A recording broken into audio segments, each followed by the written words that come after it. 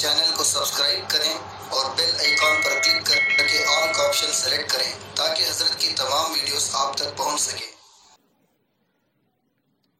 نحمدہ ونصلی علی رسولہ الکریم، اما بعد۔ میرے پیارے بھائیوں اور بہنوں، ہو سکتا ہے آج رمضان المبارک کی آخری رات ہو۔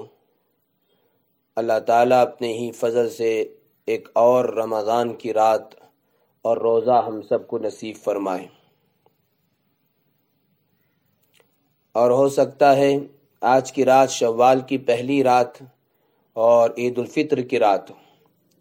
دونوں صورت میں ہم یہ نیت کر لیں کہ خوب عبادت کریں گے انشاءاللہ تعالی، اس لیے کہ عید کی رات بھی بہت اہم رات ہے، لیکن اکثر ہم میں سے کوتاہی ہوتی ہے، ناقدری ہوتی ہے، غفلت ہوتی ہے، اور عید کی تیاری میں ایسے مشغول ہو جاتے ہیں۔ مرد حضرات کپڑے، جوڑے، جوتے، پتہ نہیں کیا کیا خریدنے میں، اور عورتیں میٹھے جامن مختلف چیزیں پکانے میں اور مہندی لگانے میں ایسے مشغول ہو جاتے ہیں کہ عشاء اور فجر کی نماز بھی قضا کر بیٹھتے ہیں، بلکہ بعض تو چھوڑ ہی دیتے ہیں۔ اور بہت سارے نیک بندے اور بندیاں بھی رمضان المبارک کے تھکے ماندے اس رات میں میٹھی نیند سو جاتے ہیں کہ جس اللہ کا ہم پر اتنا کرم اور فضل ہوا کہ پورے رمضان میں روزے اور تراویح اور مختلف عبادتیں عافیت کے ساتھ انجام دینے کی توفیق عطا ہوئی، اس پیارے اللہ کی نعمتوں کے شکر گزاری کا یہی طریقہ ہے۔ اللہ تعالیٰ اپنے ہی فضل سے ہم سب کو معاف فرمائے۔ یاد رکھیں، عید الفطر کی رات کو آسمانوں پر لیلۃ الجائزہ سے یاد کیا جاتا ہے، یعنی انعام کی رات۔ پورے رمضان کے روزے اور مختلف عبادتوں کا انعام لینے کی رات ہے۔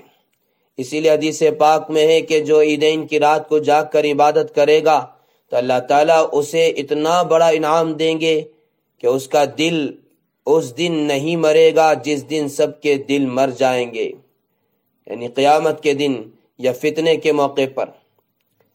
اور دوسرا بڑا انعام یہ ہے کہ اللہ تعالیٰ اس پر جنت کو واجب کر دیں گے۔ امام شافعی رحمۃ اللہ علیہ سے نقل کیا گیا ہے کہ 5 راتیں دعا کی قبولیت کی ہیں۔ جمعہ کی رات ہے، عیدین کی رات ہے، رجب کی پہلی رات ہے، اور 15 شعبان کی رات ہے۔ اس لیے عید کی رات میں خوف اور امید کے ساتھ عبادتوں میں مشغول رہنے کی کوشش کریں۔ خوف کس پر؟ کہ کہیں ہمارے روزے اور عبادات کو رد نہ کر دیا جائے، لیکن امید بھی ہو کہ جب اللہ تعالیٰ نے توفیق دی ہے تو بادشاہ اور سخی انسان اپنے در پر بلا کر خالی ہاتھ واپس نہیں بھیجتا۔ تو اللہ تو بادشاہوں کے بادشاہ ہیں، سخیوں کے سخی ہیں، اللہ کی شان رحیمی اور کریمی کے خلاف ہے۔ اچھا سوچیں، کوئی مزدور پورے مہینے مزدوری کرے، لیکن جس دن پیمنٹ تنخواہ ملنی طے ہے اس دن بغیر کسی عذر کے غیر حاضر ہو جائے، لاپرواہی برتے، تو کیا اس کو عقل مند کہیں گے؟ حدیث پاک میں آتا ہے کہ میری امت کو اللہ تعالیٰ نے 5 چیزیں خصوصیت سے دی ہیں جو اور امتوں کو نہیں دی گئی۔ ان میں سے آخری چیز فرمایا رمضان کی آخری رات میں ان کے لیے مغفرت کا فیصلہ کیا جاتا ہے۔ صحابہ نے پوچھا، یہ مغفرت شب قدر میں ہوتی ہے؟ سرکار دو عالم صلی اللہ علیہ وسلم نے فرمایا نہیں، بلکہ دستور یہ ہے کہ کام ختم ہونے پر مزدور کو پوری اجرت سے نوازا جاتا ہے۔ سوچیں، جس ثواب کو اور اجرت کو لینے کے لیے ہم نے پورے مہینے محنت کی ہے، مجاہدے کیے ہیں، اب لینے کا وقت ہے اور ہم غافل ہو گئے۔ یہ کتنی بڑی بے وقوفی ہے۔ اس لیے عید کی جو بھی تیاری کرنی ہے جلدی جلدی کر لیں، عشاء کی نماز ادا کر کے کچھ نوافل پڑھ لیں، اور کوشش کریں صلاۃ التسبیح۔ ماشاءاللہ آپ نے پورے رمضان پڑھی ہوگی، آج کی رات بھی پڑھ لیں اور کچھ ذکر و تلاوت کر لیں، خوب دعائیں مانگیں، دعائیں قبول ہونے والی رات ہے۔